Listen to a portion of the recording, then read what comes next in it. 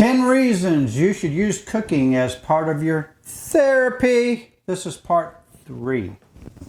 Hi, I'm Angie. Hey, I'm Eddie. Thanks for joining us at Life Squared.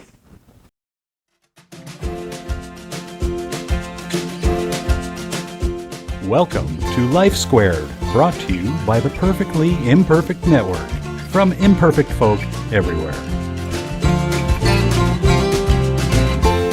Now, in the first 2 episodes or parts, we talked about cooking as therapy. Yep. We're going to continue that conversation, but this is going to be more about it as an activity. Yes. And how it invokes or can invoke certain feelings and emotions within us. You bet it can. Number 1, it can be playtime. Oh, yeah.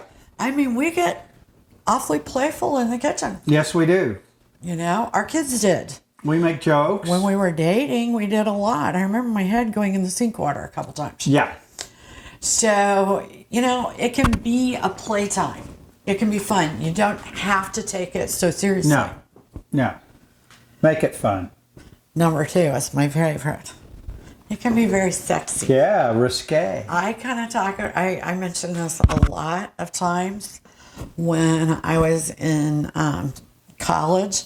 One of the most incredible things I saw was a porn film, but everybody had their clothes on, and they did nothing but eat. And believe me, it would take your breath away. And that was the professor's point. Yeah. You know, it is sexy. Number 2, sexy.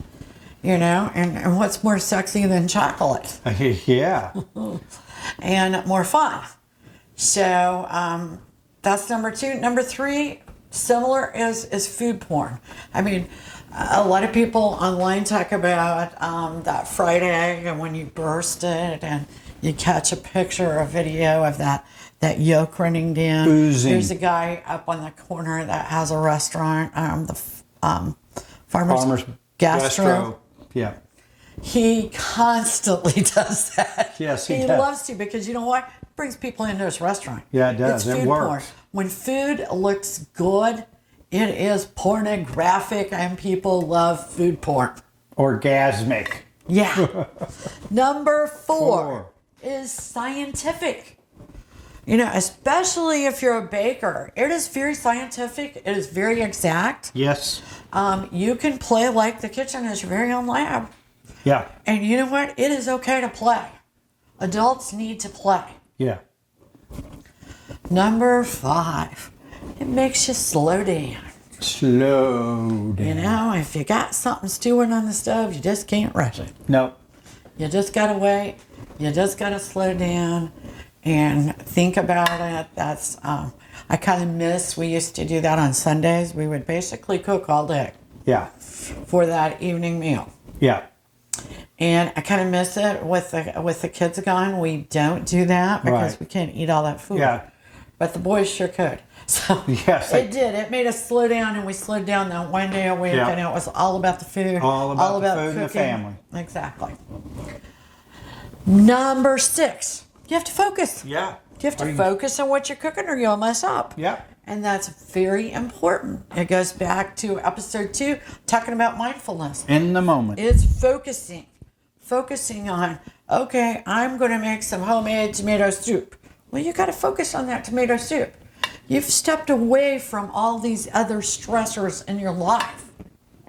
And you're just focusing on what you're doing. Right. Number 7, it's appreciation. I mean, we need to be thankful to the farmers that grow our food. Yeah. We need to be thankful to the truckers that truck our foods to the stores. We want our children to appreciate the food they have because there are people in the world that don't have it. Food. Yes. And then there's something just about appreciating a well-made meal or a dish. Yes. So appreciation is a great big part of cooking as therapy. A lot goes into each meal. It does, especially the love. Yeah. Love. Yeah. Number 8 is your connection. It's a great way to connect with people that you might not ordinarily connect with. I know I talk about our boys. Our boys are all 6 years apart. So our oldest is like 12 years older than the youngest. And sometimes they didn't have a lot in common. Except the kitchen. The kitchen was a very good place where it all seemed to come together and work. It did. It did. Number 9. You're a parent, especially, it's a teaching moment. No better place to teach math and fractions. Exactly. And also making choices. So I look at the kitchen as a big classroom with kids. I love it. You bet. I love teaching Everybody kids needs in to the know kitchen. those fractions. And number 10, after all, the heart of the home is in the kitchen. And you need to be a part of the heart. Make it happen. Absolutely. Thanks for joining us here at the Perfectly Imperfect Kitchen for Life Squared. See you soon. Bye now. We really appreciate you joining us today at Life Squared on the Perfectly Imperfect Network. To get more content, please consider subscribing. If you have any questions or feedback, we'd love to hear from you in the comments section. Thanks for watching.